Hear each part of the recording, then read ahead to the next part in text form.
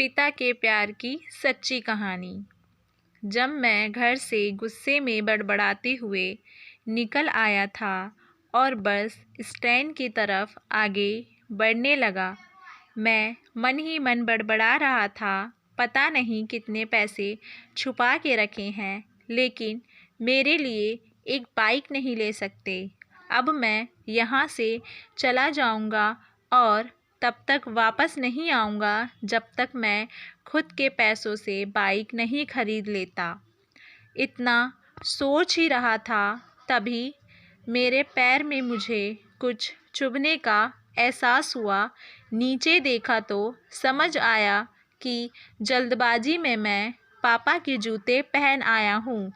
उन जूतों में कील उभरी हुई थी, जो मेरे पैर में बार बार घाव किए जा रही थी। लेकिन उस समय गुस्सा अधिक था, तो मैं बड़बड़ाते हुए आगे बढ़ गया। एकाएक मुझे याद आया कि पापा का पर्स भी साथ ले आया हूँ। मेरे खुराफाती दिमाग में एक ख्याल आया, क्यों ना आज पापा का पर्स चेक किया जाए, जिसे आज तक उन्होंने किसी को हाथ तक नहीं लगाने दिया था। पता नहीं कौन सा खजाना छुपा है इस पर्स में, जो किसी को हाथ नहीं लगाने देते थे। जब मैंने पापा का वे पुराना पर्स खोलकर देखा तो उसमें पैसे तो नहीं मिले, लेकिन पैसों की जगह पर एक डायरी रखी हुई थी। तब मैंने सोचा, ओह, तो यहाँ खजाना छुपा रखा है। मैं समझ रहा था कि यहाँ पापा ने लिखा होगा कि किससे कितने पैसे लेने हैं और किसको कितने पैसे दिए हैं, लेकिन मैं गलत था। जब मैंने उस छोटी सी डायरी का पहला पेज खोलकर देखा तो वहाँ पर जो लिखा था वे थोड़ा सीरियस कर देने वाला था। डायरी में जो लिखा था उसे पढ़ने के बाद मेरे चेहरे पर जो एक्सप्रेशंस थे वह गायब हो चुके थे, क्योंकि डायरी में वैसा कुछ नहीं था जैसा मैं सोच रहा था। वहाँ पर उन पैसों का हिसाब लिखा हुआ था जो अलग अलग कामों के लिए अलग अलग लोगों से उधार लिए गए थे। उस लिस्ट में कंप्यूटर के नाम पर भी पैसे लिए गए थे। कुछ यूँ लिखा था, 50,000 बेटे के कंप्यूटर के लिए। यह वही कंप्यूटर था जिसे मैं आज तक यूज़ कर रहा हूँ, लेकिन मुझे यह पता नहीं था उस कंप्यूटर को ख़रीदने के लिए पैसे कहाँ से आए थे।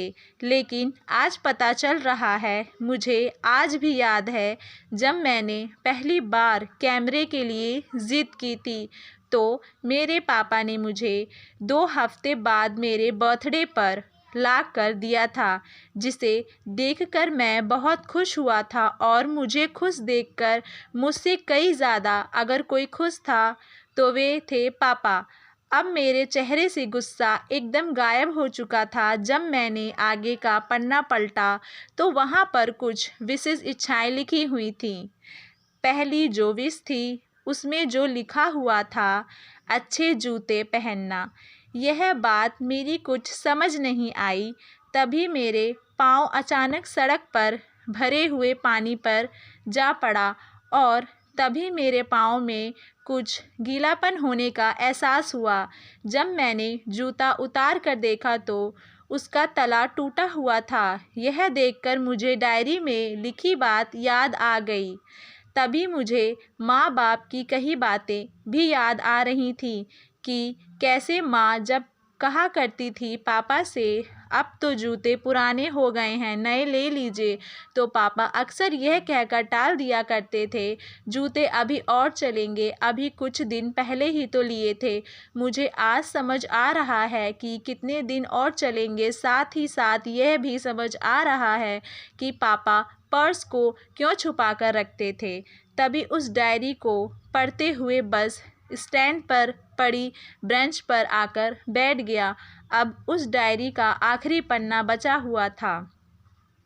उस पन्ने को जब मैंने पलट कर देखा तो वहाँ कल की डेट लिखी हुई थी। तारीख के नीचे लिखा हुआ था 50,000 रुपये बाइक के लिए। बस इतना पढ़ा और दिमाग सन्न रह गया। अब मैंने मन में कोई शिकवा गिला नहीं बचा था, बस मेरी आंसू चले जा रहे थे। मुझे आज तक नहीं पता तब मैं क्यों रोए जा रहा था। अब मैं जल्दी से घर की तरफ भागा, लेकिन जूतों में वही कील पाँव में अब तक घाव बनाने में कामयाब हो चुकी थी।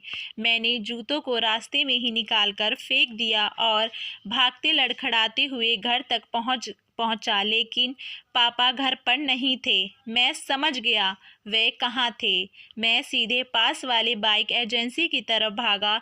पता नहीं आज कहाँ से इतनी ताकत आ गई थी कि मैं भागते हुए थक नहीं रहा था, और वह भी बिना जूतों के नंगे पैर। जैसे तैसे मैं बाइक एजेंसी पर पहुंचा। पापा वहीं थे। मैंने पापा को दौड़कर गले लगा लिया और मेरी आंखों से आंसू रुकने का नाम ही नहीं ले रहे थे। पापा को समझ नहीं पा रहे थे आखिर हो क्या रहा है, मैं क्यों रो रहा हूँ। मैंने पापा से कहा, पापा मुझे मोटरसाइकिल नहीं चाहिए, आप अपने लिए जूते ले लीजिए। अब आज से मैं जो भी करूँगा अपनी मेहनत से अपने बलबूते पर पढ़ कर करूँगा। शिक्षा जो अपने बच्चों से उन्हें बिना जताए छिपाए प्यार करता है, खुद की इच्छाओं को मारकर बच्चों के लिए सपने देखता है और उनकी खुशी में ही खुश हो जाता है। मुझे नहीं पता कि आप अपने पेरेंट्स की इज्जत करते हो या नहीं, लेकिन अगर आपके पेरेंट्स हैं तो आप बहुत खुश नसीब हो, क्योंकि इस दुनिया में बहुत से लोगों को तो पेरेंट्स का प्यार ही नसीब नहीं होता। अंत में मैं यही कहना चाहती हूँ कि माँ बाप की भावनाओं का सम्मान करें।